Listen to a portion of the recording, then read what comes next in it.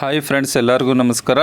ಈ ಒಂದು ವಿಡಿಯೋದಲ್ಲಿ 1ರಿಂದ 10ನೇ ತರಗತಿ ಮಕ್ಕಳು ಪ್ರೈವೇಟ್ ಶಾಲೆಯಲ್ಲಿ ಓದ್ತಾ ಇರ್ಬೋದು ಅಥವಾ ಸರ್ಕಾರಿ ಶಾಲೆಯಲ್ಲಿ ಓದ್ತಾ ಇರ್ಬೋದು, ಅವರು ಸ್ಕಾಲರ್ಶಿಪ್ಗೆ ಯಾವ ರೀತಿ ಅರ್ಜಿಯನ್ನು ಸಲ್ಲಿಸೋದು, ಏನೆಲ್ಲ ದಾಖಲಾತಿಗಳು ಬೇಕು, ನಂತರ ಪೋಸ್ಟ್ ಮೆಟ್ರಿಕ್ ಸ್ಕಾಲರ್ಶಿಪ್ ಅಂದರೆ SLC ಪಾಸ್ ಆಗಿರ್ತಾರೆ, first year PUC, second year PUC, ITI, diploma ಅಥವಾ ಡಿಗ್ರಿ ಅಥವಾ ಮಾಸ್ಟರ್ ಡಿಗ್ರಿ ಓದ್ತಾ ಇದ್ದರೆ ಅವರು ಸಹ ಪೋಸ್ಟ್ ಮೆಟ್ರಿಕ್ ಸ್ಕಾಲರ್ಶಿಪ್ಗೆ ಅರ್ಜಿಯನ್ನು ಹಾಕ್ಬೋದು. ಅವರು ಅರ್ಜಿ ಸಲ್ಲಿಸೋದಕ್ಕೆ ಏನೆಲ್ಲ ದಾಖಲಾತಿಗಳು ಬೇಕು, ಅದೇ ರೀತಿಯಾಗಿ ಪ್ರೀ ಮೆಟ್ರಿಕ್ 1ರಿಂದ 10ನೇ ತರಗತಿ ಒಳಗಡೆ ಓದ್ತಾ ಇರ್ತಕ್ಕಂಥ ಮಕ್ಕಳು ಸ್ಕಾಲರ್ಶಿಪ್ಗೆ ಅರ್ಜಿ ಸಲ್ಲಿಸೋದಕ್ಕೆ ಏನೆಲ್ಲ ದಾಖಲಾತಿಗಳು ಬೇಕು, ಯಾವ ಕ್ಯಾಸ್ಟ್ ಅವರು ಅರ್ಜಿ ಸಲ್ಲಿಸ್ಬೋದು, ಕೊನೆಯ ದಿನಾಂಕ ಯಾವತ್ತು, ಮುಂತಾದ ವಿಷಯದ ಬಗ್ಗೆ ಈ ಒಂದು ವಿಡಿಯೋದಲ್ಲಿ ಸಂಪೂರ್ಣವಾದ ಮಾಹಿತಿಯನ್ನು ಕೊಡ್ತೀನಿ ಸ್ನೇಹಿತರೆ.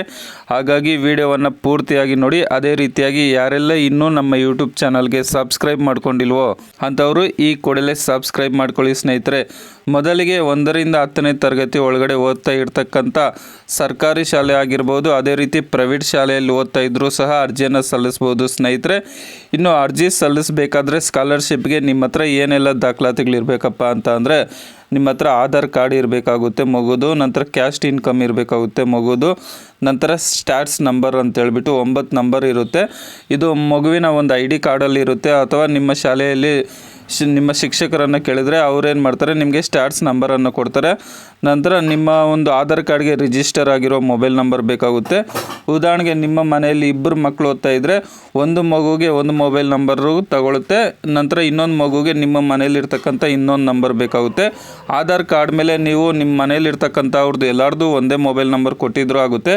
ಆದರೆ ಸ್ಕಾಲರ್ಶಿಪ್ಗೆ ಅರ್ಜಿ ಸಲ್ಲಿಸಬೇಕಾದ್ರೆ ಒಂದು ಮಗುಗೆ ಒಂದು ಮೊಬೈಲ್ ನಂಬರ್ ಬೇಕಾಗುತ್ತೆ.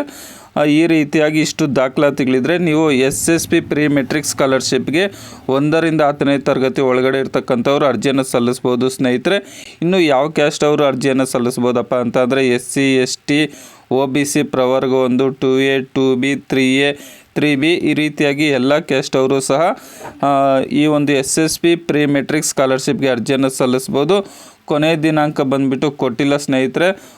ಈ ತಿಂಗಳು 1ನೇ ತಾರೀಕಿಂದ ಅರ್ಜಿ ಪ್ರಾರಂಭವಾಗಿದೆ. ಹಾಗಾಗಿ ಯಾವ ರೀತಿ ಅರ್ಜಿಯನ್ನು ಸಲ್ಲಿಸಬೇಕು ಅಂತ ನಿಮಗೆ ಡೌಟ್ ಇದ್ದರೆ ವಿಡಿಯೋ ಕೊನೆಯಲ್ಲಿ ನಾನು ನಿಮಗೆ ತಿಳಿಸ್ತೀನಿ ಸ್ನೇಹಿತರೆ.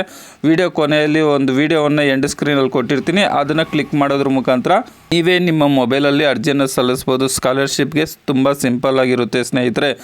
ಅದೇ ರೀತಿಯಾಗಿ ಪೋಸ್ಟ್ ಮೆಟ್ರಿಕ್ ಸ್ಕಾಲರ್ಶಿಪ್ ಅಂದರೆ SLC ಕಂಪ್ಲೀಟ್ ಆಗಿ first year PUC, second year degree, UG PG ITI diploma ಈ ಕೋರ್ಸನ್ನು ಓದ್ತಾ ಇರ್ತಕ್ಕಂಥ ಪ್ರತಿಯೊಬ್ಬರು ಸಹ ಅವರು ಸಹ ಸ್ಕಾಲರ್ಶಿಪ್ಗೆ ಅಪ್ಲಿಕೇಶನನ್ನು ಹಾಕ್ಬೋದು. ಇನ್ನು ಅವರು ಅರ್ಜಿಯನ್ನು ಸಲ್ಲಿಸಬೇಕಾದ್ರೆ ಏನೆಲ್ಲ ದಾಖಲಾತಿಗಳು ಬೇಕಪ್ಪ ಅಂತ ಅಂದರೆ Aadhaar card, caste income, first year PUC ಓದ್ತಾ ಇದ್ದರೆ SLC ಮಾರ್ಕ್ಸ್ ಕಾರ್ಡು, ಡಿಗ್ರಿ ಓದ್ತಾ ಇದ್ದರೆ ಫಸ್ಟ್ ಇಯರ್ ಡಿಗ್ರಿ ಓದ್ತಾ ಇದ್ದರೆ SLC PUC ಮಾರ್ಕ್ಸ್ ಕಾರ್ಡು, ಅಂದರೆ ಪ್ರೀವಿಯಸ್ ಮಾರ್ಕ್ಸ್ ಕಾರ್ಡ್ ಬೇಕಾಗುತ್ತೆ ಸ್ನೇಹಿತರೆ. ಅದೇ ರೀತಿ ನಿಮ್ಮ ಬ್ಯಾಂಕಿಗೆ ಆಧಾರ್ ಕಾರ್ಡ್ ಲಿಂಕ್ ಆಗಿರಬೇಕಾಗಿರುತ್ತೆ. ಇನ್ನು ಪೋಸ್ಟ್ ಮೆಟ್ರಿಕ್ ಸ್ಕಾಲರ್ಶಿಪ್ಗೆ ಅರ್ಜಿ ಸಲ್ಲಿಸೋದಕ್ಕೆ ಕೊನೆಯ ದಿನಾಂಕ ಬಂದುಬಿಟ್ಟು ಹಿಂದುಳಿದ ಕಲ್ಯಾಣ ಇಲಾಖೆ ಮೆಟ್ರಿಕ್ ನಂತರ ವಿದ್ಯಾರ್ಥಿ ವೇತನಕ್ಕೆ ಅರ್ಜಿ ಸಲ್ಲಿಸಲು ಕೊನೆಯ ದಿನಾಂಕ ಬಂದುಬಿಟ್ಟು 30/9/2025 ಆಗಿರುತ್ತೆ. ಅದೇ ರೀತಿಯಾಗಿ ಆರ್ಯ ವೈಶ್ಯ ಇಲಾಖೆ ಮೆಟ್ರಿಕ್ ನಂತರ ವಿದ್ಯಾರ್ಥಿ ವೇತನಕ್ಕೆ ಅರ್ಜಿ ಸಲ್ಲಿಸಲು ಕೊನೆಯ ದಿನಾಂಕ ಬಂದುಬಿಟ್ಟು 30/11/2025 ಆಗಿರುತ್ತೆ. ಕರ್ನಾಟಕ ರಾಜ್ಯ ಬ್ರಾಹ್ಮಣ ಅಭಿವೃದ್ಧಿ ಮಂಡಳಿಯ ಮೆಟ್ರಿಕ್ ನಂತರ ವಿದ್ಯಾರ್ಥಿ ವೇತನಕ್ಕೆ ಅರ್ಜಿ ಸಲ್ಲಿಸಲು ಕೊನೆಯ ದಿನಾಂಕ ಬಂದುಬಿಟ್ಟು 30/11/2025 ಆಗಿರುತ್ತೆ. ಹಾಗಾಗಿ ಇದಕ್ಕೂ ಮುಂಚೆನೇ ನೀವು ಸ್ಕಾಲರ್ಶಿಪ್ಗೆ ಅರ್ಜಿಯನ್ನು ಸಲ್ಲಿಸಿ ಸ್ನೇಹಿತರೆ. ಅದೇ ರೀತಿಯಾಗಿ 1ರಿಂದ 10ನೇ ತರಗತಿ ಒಳಗಡೆ ಓದ್ತಾ ಇರ್ತಕ್ಕಂಥವ್ರಿಗೂ ಸಹ ಸ್ಕಾಲರ್ಶಿಪ್ ಬಿಟ್ಟಿದ್ದಾರೆ, ಅವರು ಸಹ ಅರ್ಜಿಯನ್ನು ಸಲ್ಲಿಸಿ ಸ್ನೇಹಿತರೆ.